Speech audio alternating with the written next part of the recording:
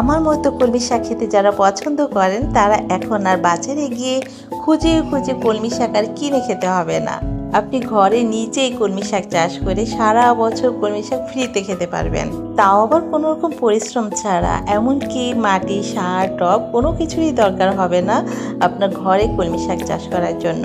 আসসালামু আলাইকুম ভিউয়ার্স, আমি নাজনীন কিচেন অ্যান্ড ব্লগ চ্যানেলে সবাইকে আরও একবার স্বাগত জানাচ্ছি। আশা করছি আল্লাহর অশেষ রহমতে সবাই খুব ভালো আছেন এবং সুস্থ আছেন। তো আজ আমি বাজার থেকে 2-8 কলমি শাক কিনে এনেছি।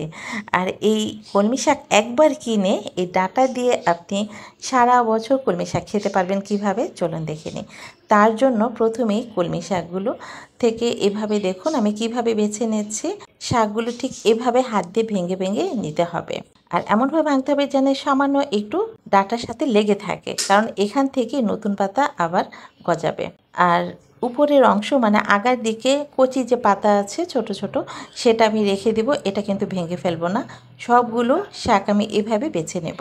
আশা করছি আপনারা একটু লক্ষ্য করলে বুঝতে পারবেন আমি এই কাজটি কিভাবে করে নিচ্ছি।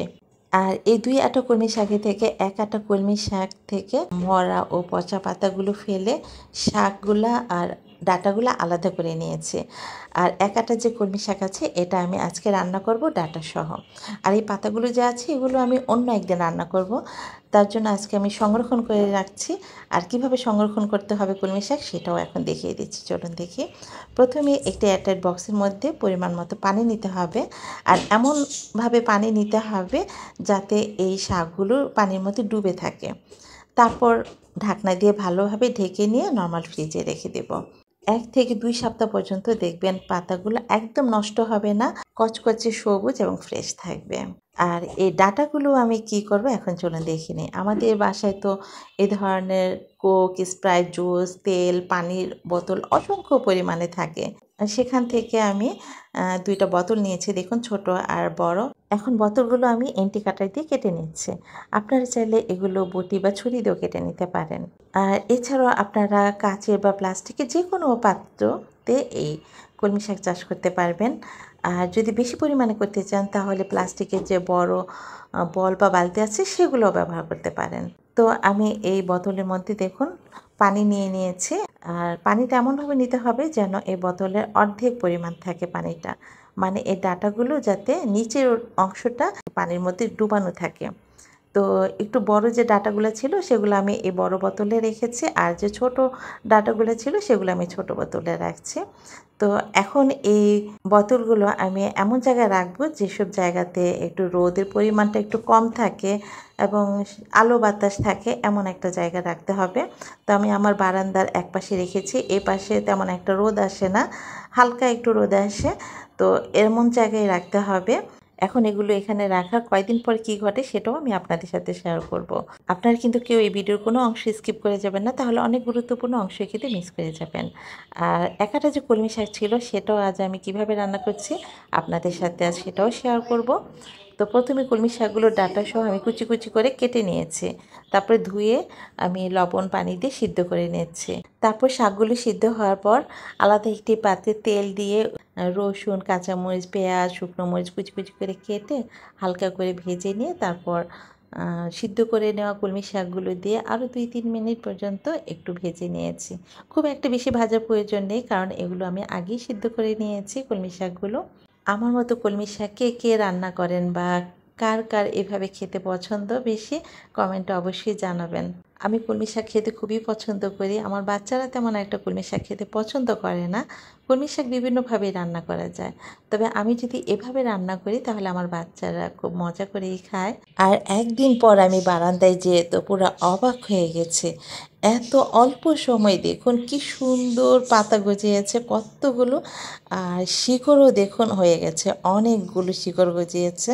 আর দেখুন পানিটাও কিন্তু অনেকটা শুকিয়ে গেছে।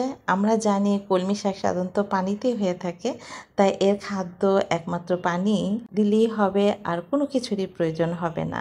তো আমি এখানে কিছুটা পানি আবার দিয়ে দিচ্ছি। এভাবে 2 দিন 3 দিন পর পর একটু পানি দিলেই হবে, আর কিছুই দিতে হবে না।